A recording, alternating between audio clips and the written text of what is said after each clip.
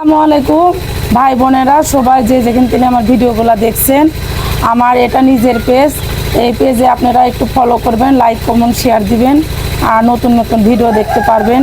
ইচ্ছা থাকলে উপায় হয়, আর আপনার চেষ্টাতে অনেক কিছু আয়োজন করতে পারবেন। আসসালামু আলাইকুম আপা। ওয়ালাইকুম সালাম। আপাতে আপনি কোথায় বাসা আপা? আমার তাহিরপুর বাদইল গ্রাম। তাহিরপুর বাদুরিয়া। বাদইল। হ্যাঁ, আপনি কি করে বুঝতে পারলেন যে কল্পনার আপার ওখানে খামার আছে? আমি নেটে দেখেছি।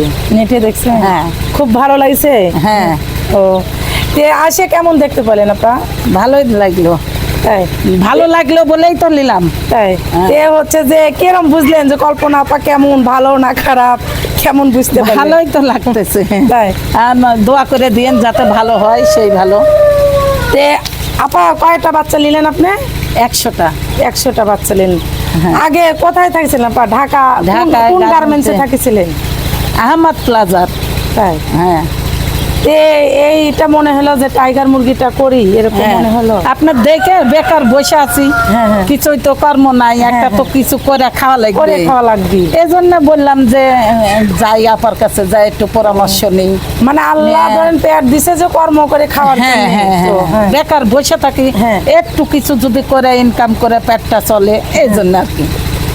আপা আপনাদের সুন্দর করে আমি বাছাই করে দেখেন বাচ্চা দিলাম, অরিজিনাল এ গ্রেডের বাচ্চা, ভ্যাকসিন করা। আপনি নিয়ে যাবেন প্রথমে আপা। নিয়ে যা আপনি হচ্ছে একটা চাটাই কিনবেন, চাটাই কিনে গোল করবেন।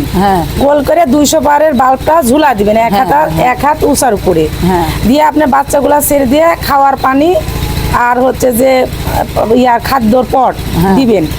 দেওয়ার পরে লাইসোভিট দিয়ে পানি দিবেন। দেওয়ার পরে আপনার ব্রিডিং করা যে ওষুধগুলা, তারপরে ভ্যাকসিন করা কিভাবে করতে হয় ওটা আপনাকে আমি বলে দিচ্ছি। আর আপনি বাচ্চাগুলো ঠান্ডা লাগাবেন না। যদি বাচ্চাগুলা জ্বর হয়ে থাকে তাহলে দেখবেন ঠান্ডা লাগছে, আর সিটিবিটি হয় দেখছেন খেলছে, তখন দেখবেন যে না বাচ্চাগুলা ঠিকঠাক মতো আছে। আর আপনারা ওষুধ বেশি দিবেন না আপা, ওষুধ নিয়ম মতো দিবেন।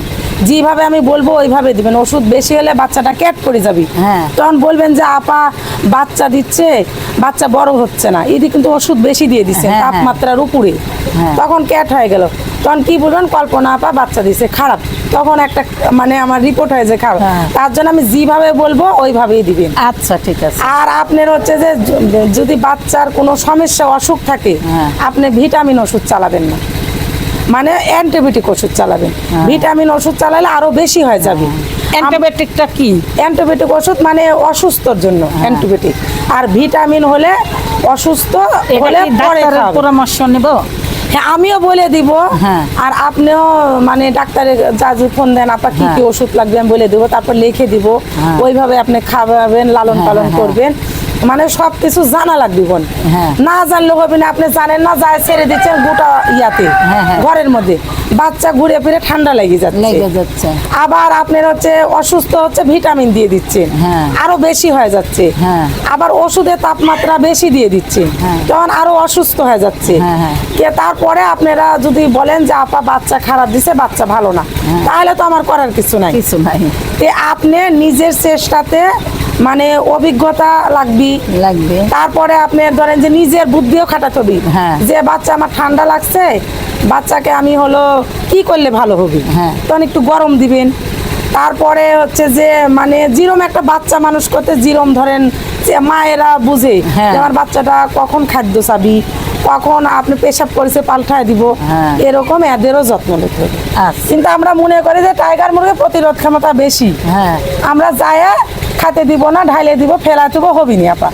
আপনি চেষ্টা করতে হবে, ভালোবাসা দিতে হবে, তারপরে লালন পালন করতে হবে, তারপরে আপনি আমার যে হয়েছে আপনারও হবে তাও না, আবার আমার থেকে আপনিও বড় হতে পারেন, সেটা আল্লাহর উপর আল্লাহ।